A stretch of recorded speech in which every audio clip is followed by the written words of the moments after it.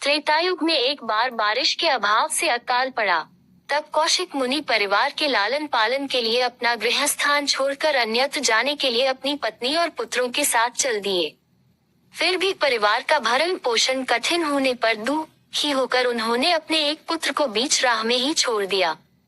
वह बालक भूख प्यास से रोने लगा। तभी उसने कुछ ही दूरी पर एक पीपल का वृक्ष और जल का कुंड देखा। उसने भूख शांत करने के लिए पीपल के पत्तों को खाया और कुंड का जल पीकर अपनी प्यास बुझाई।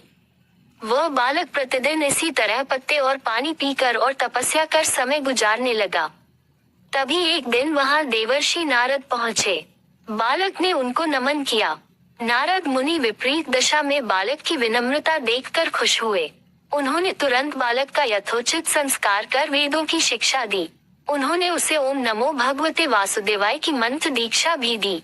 वह बालक नित्य भगवान विष्णु के मंत्र का जप कर तप करने लगा। नारद मुनि उस बालक के साथ ही रहे। बालक की तपस्या से भगवान विष्णु प्रसन्न हुए। भगवान विष्णु ने प्रकट होकर बालक से वर मांगने को कहा। बालक ने भगवत भक्ति का वर मांगा। तब भगवान विष्णु ने बालक को योग और ज्ञान की शिक्षा दी, जिससे वह परम ज्ञानी महर्षि बन गया। एक दिन बालक के मन में जिज्ञासा पैदा हुई। उसने नारद मुनि से पूछा कि इतनी छोटी उम्र में ही क्यों मेरे माता पिता से अलगाव हो गया? क्यों मुझे इतनी पीड़ा भोगना पड़ रही है? आपने मुझे संस्कारित कर ब्राह्मण बनाया है, अतः मेरी पीड़ा का कारण भी बताएं।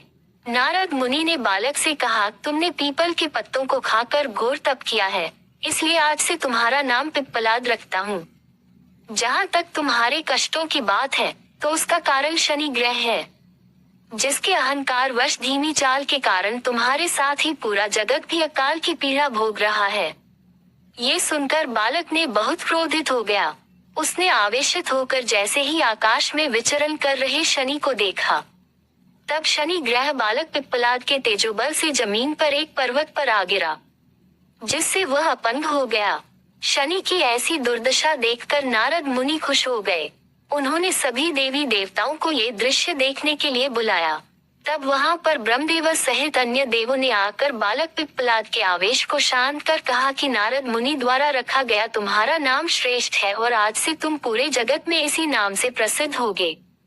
जो भी व्यक्ति शनिवार के दिन पिप्पलाद नाम का ध्यान कर पूरी श्रद्धा और भावना से पूजा करेगा, उसको शनि ग्रह के कष्टों से छुटकारा मिलेगा और उसको संतान सुख भी प्राप्त होंगे।